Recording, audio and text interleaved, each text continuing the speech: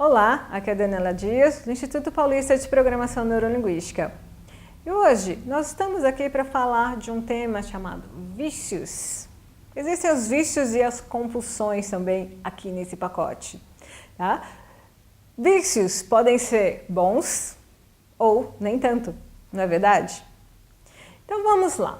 Quando a gente começa a ter um hábito, a gente vai fazendo, repetindo ele até que ele se torne tão inconsciente que a gente não precisa mais pensar para executar ele.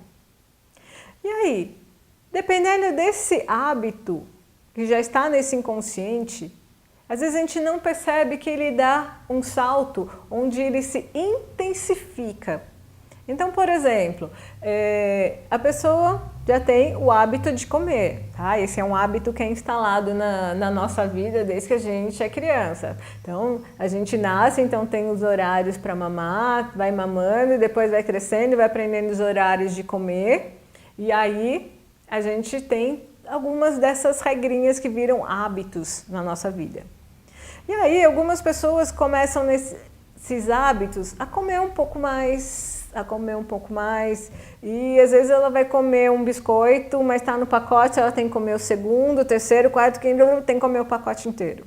Tá? Então, esse hábito de comer, no caso desse pacote de biscoito, já virou uma compulsão. Tá? Então, ele já está um pouquinho exagerado.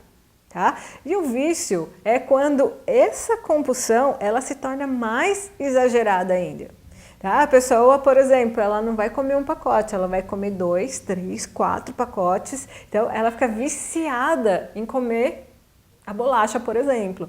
Então, da mesma forma, isso acontece. A pessoa vai lá e experimenta um cigarro, às vezes por brincadeira, por desafio dos amigos, ali assim, experimenta cigarro, aí ela começa a criar o hábito de quando está com aqueles amigos, fumar, porque todo mundo fuma.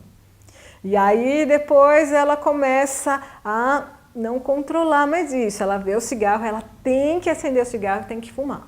Tá? Então isso já passou por uma compulsão. E aí, naquele momento que ela já nem pensa mais, ela tem que pegar um cigarro atrás do outro e ela tem que fumar, o que acontece? Ela não consegue parar, já virou um vício na vida dela. E aí, o que acontece com esses vícios? É um trabalho mais profundo que a gente precisa fazer para a gente identificar qual foi a causa desse vício, por exemplo, onde foi que ele começou. E aí, onde foi que ele começou, existe um motivo.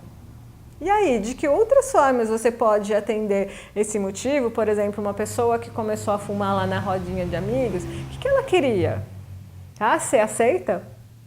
Ela queria ali fazer parte de um grupo? E aí, de que outras formas ela pode hoje fazer parte de um grupo que seja mais saudável para ela? De que formas hoje ela pode ser aceita por quem ela é e não mais pelo que ela faz? Vocês percebem como é diferente? Como a gente pode levar isso para um nível mais profundo hoje de mudança, um nível mais consciente também? Então, esses vícios, eles podem ser também, por exemplo, é saudável fazer exercício físico?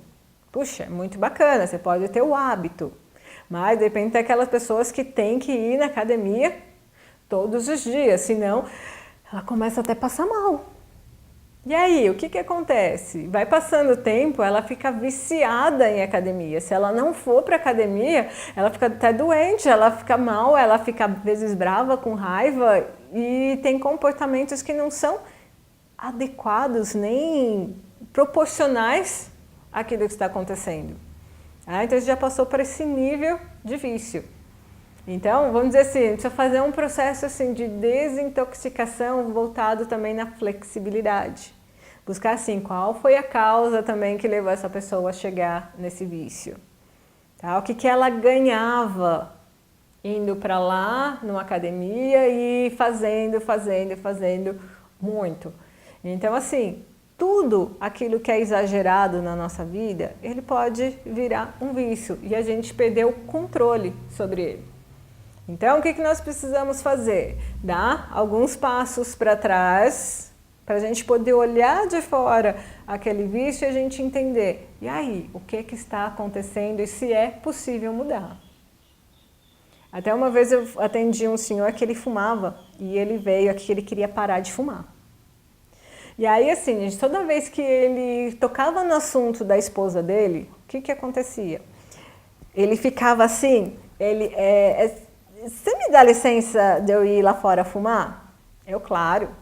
Aí ele voltou, a gente continuou conversando, eu fui testar, falei da esposa dele de novo, aí o homem começou, gente, posso ir lá fora fumar? Eu, claro, pode.